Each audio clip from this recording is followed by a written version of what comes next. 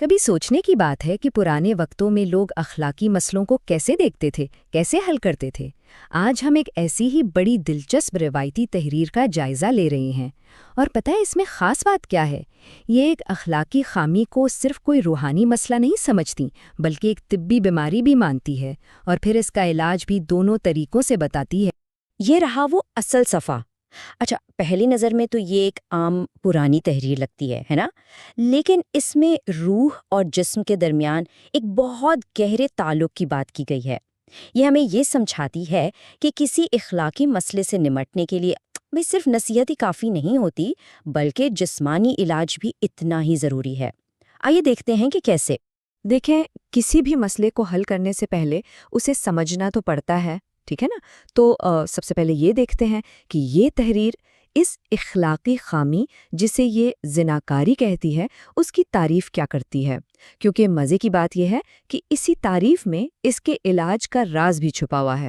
تو اس تحریر کے مطابق یہ کوئی اچانک ہونے والا گناہ نہیں بلکہ یہ ایک پھسلن بھری ڈھلان کی طرح ہے، ایک ایسا سفر جو غلط خیالات سے شروع ہوتا ہے، پھر شہوت بھری نگاہوں اور بے حیائی کی باتوں سے گزرتا ہے، اور اس کا انجام ہوتا ہے حیا کے مکمل خاتمے پر۔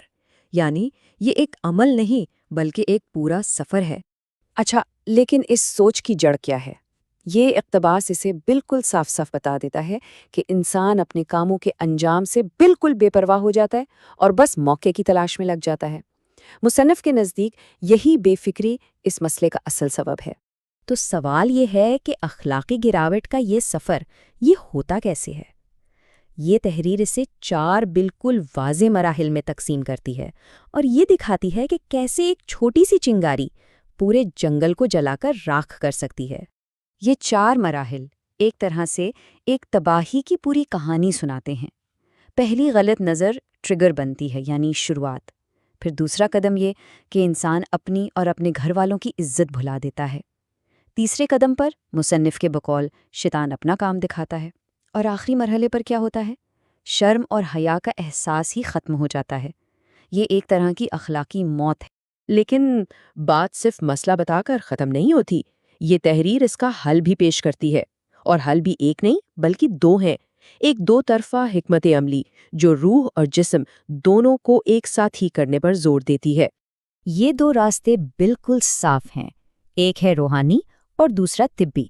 روحانی علاج انسان کی سوچ، اس کے عقیدے اور ایمان پر کام کرتا ہے، یوں سمجھیں کہ اس کے سافٹ ویئر کو ٹھیک کرتا ہے، جبکہ طبی علاج خوراک اور جڑی بوٹیوں سے جسمانی خواہشات کو قابو میں لاتا ہے، یعنی یہ ہارڈ ویئر پر توجہ دیتا ہے۔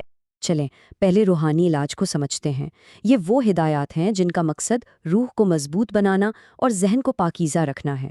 اس میں کافی عملی ہدایات ہیں، جیسے کہ اپنی نگاہوں کو جھکا کر رکھنا، غیر محرم خواتین کے ساتھ تنہائی میں ہونے سے بچنا، اور سب سے بڑھ کر بری صحبت اور ہر قسم کے فحش مواد سے خود کو دور رکھنا۔ یہ سب اصل میں ماحول کو بدلنے کی تدبیریں ہیں۔ اب آتے ہیں علاج کے دوسرے اور شاید سب سے دلچسپ حصے کی طرف، طبی علاج۔ اس کا بنیادی اصول یہ ہے کہ ہمارا جسم ہمارے دماغ پر اثر کرتا ہے، اس لیے روح کی اصلاح کے لیے جسم کی اصلاح بھی اتنی ہی ضروری ہے۔ یہاں سارا زور طرز زندگی اور غذا پر ہے۔ تحریر کہتی ہے کہ زیادہ گوشت اور مرغن غذائیں یعنی چکنائی والی چیزیں جسمانی خواہشات کو بھڑکاتی ہیں، تو ان سے پرہیز کریں۔ ساتھ ہی ایسی تنہائی سے بچیں جہاں خیالات بھٹک سکتے ہوں، اور اپنے خیالات پر بھی پہرا دیں۔ لیکن ٹھہریں، بات صرف پرہیز تک محدود نہیں ہے۔ یہ تحریر ایک قدم اور آگے جاتی ہے اور ایک خاص جڑی بوٹیوں کا نسخہ بھی بتاتی ہے جو خاص طور پر اس مسئلے کے براہ راست حل کے لیے ہی بنایا گیا ہے۔ اس نسخے میں 2 جڑی بوٹیاں ہیں، سالب مصری اور تخم کاہو۔ انہیں 2 خوراکوں میں لینے کی ایک ترکیب بتائی گئی ہے، اور تحریر کا دعویٰ بڑا دلچسپ ہے۔ وہ کہتی ہے کہ اس سے نہ صرف دل و دماغ کو سکون ملے گا، بلکہ اللہ نے چاہا تو یہ مسئلہ جڑ سے ہی ختم ہو جائے گا۔ تو اس پوری تحریر کا خلاصہ کیا نکلا؟ یہ ہمیں ایک بہت جامع نقطہ نظر کی طرف لے جاتی ہے، جہاں انسان کو صرف روح یا صرف جسم نہیں بلکہ دونوں کے مجموعے کے طور پر دیکھا جاتا ہے۔ اس تحریر کا سب سے بڑا سبق یہی ہے کہ روحانی اور جسمانی صحت الگ الگ چیزیں نہیں ہیں، یہ ایک دوسرے سے جڑی ہوئی ہیں۔